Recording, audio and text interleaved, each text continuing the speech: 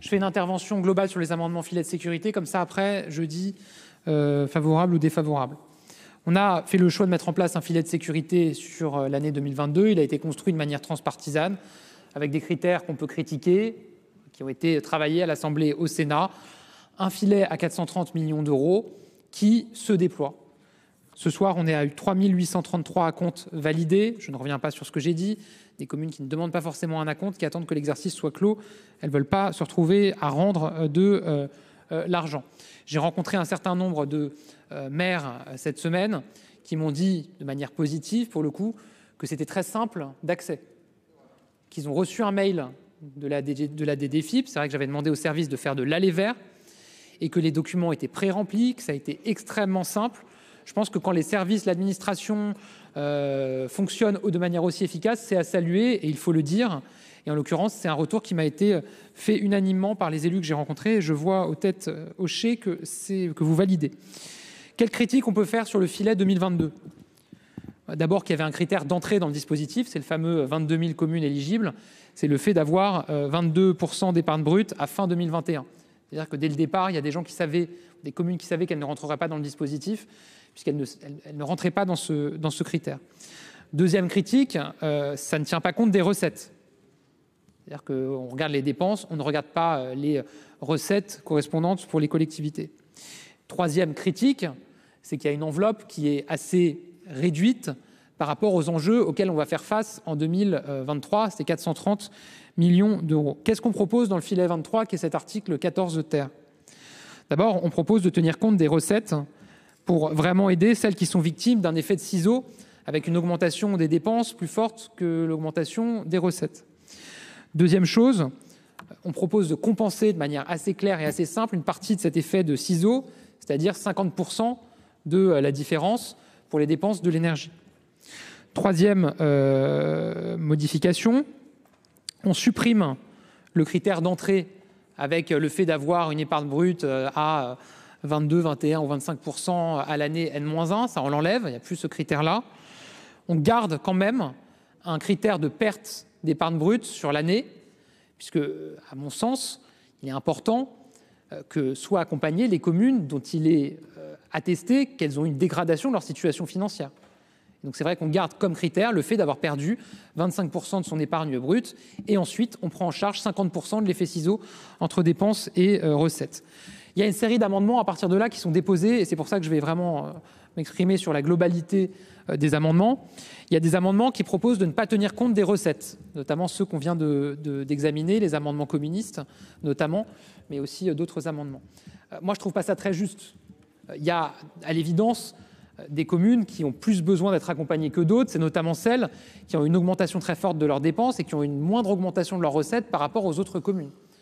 Donc moi je trouve que ne garder que le critère des dépenses n'est pas tout à fait juste au regard de celles qui ont besoin d'être accompagnées. Vous avez ensuite d'autres amendements, par exemple l'amendement de la commission, qui propose de bien tenir compte des dépenses et recettes, mais qui retire le critère de dégradation de la situation financière de la commune dans le cours de l'année. On tient compte des dépenses et recettes, il y a un effet ciseau, on prend en charge une partie du delta. Ça a le mérite d'une forme de simplicité, ça je le concède, mais le fait est que ça accompagne des communes qui n'ont pas vu ou qui auraient peu vu, ça peut exister, leur situation financière se dégrader, qui n'auraient pas vu leur épargne brute baisser dans le courant de l'année. Et moi je pense que si on veut avoir un filet efficace, concentrer le plus possible, même s'il y aura un nombre très important de communes qui seront éligibles, de toute façon, quelle que soit la solution retenue, je pense que c'est bien de garder ce critère-là pour que l'argent public aille vers les communes qui ont vu leur situation financière se dégrader. Il y a une vraie question qui est posée par l'amendement de Madame Lavarde sur les allocations compensatrices et notamment sur la question de la MGP. Et sur ce sujet-là, j'ai demandé à mes services d'instruire le dossier puisque ça pose une vraie question. Il y a ensuite d'autres amendements qui, contrairement au rapporteur général, ont un seuil de perte d'épargne brute, ce que j'évoquais à l'instant. Je crois que Madame Vermeillet a un amendement notamment en ce sens, mais qui me semble assez faible puisque c'est 10%. Donc son épargne brute est baissée de 10% pour être accompagné. Nous, c'est vrai que dans l'article, on propose 25%. Enfin, vous avez des amendements qui font la comparaison sur la situation financière et sur la perte d'épargne brute, non pas entre 2022 et 2023, mais entre 2021 et 2023. Je pense que c'est intéressant. Après, je pense que ça peut être complexe dans l'analyse et dans le contrôle, mais c'est intéressant. Bon, la conclusion de tout ça, c'est que je pense qu'on n'aura jamais le filet considéré parfait par tout le monde, puisqu'il y a des propositions de critères et des propositions de fonctionnement qui sont différentes.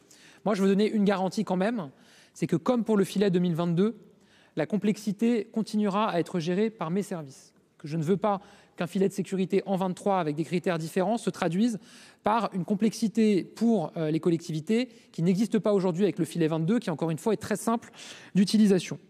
Ce que je dis simplement, c'est que ouvrir trop, c'est le cas de le dire, le filet, les mailles du filet, ça c'est un risque d'exposition des finances publiques. Moi, j'aimerais pouvoir dire que l'État peut compenser l'essentiel de l'augmentation de la facture des collectivités, des entreprises. J'aimerais pouvoir le dire, je mentirais en le disant. La réalité, c'est qu'on a ce choc qui nous arrive, comme partout en Europe et partout dans le monde, et qu'il impose que tout le monde fasse des efforts.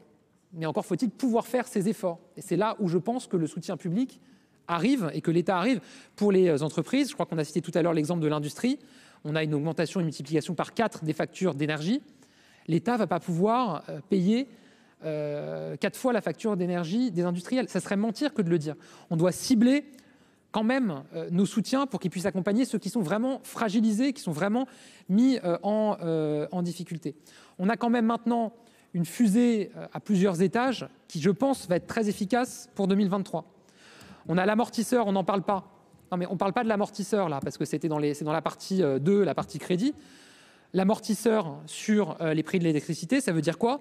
C'est-à-dire que pour les entreprises et pour les collectivités, très concrètement, elles ont reçu ou elles reçoivent là leur facture prévisionnelle d'électricité. Il y a 20 à 30% qui va être de la hausse qui va être défalquée parce que c'est l'État qui va la prendre en charge directement auprès du fournisseur.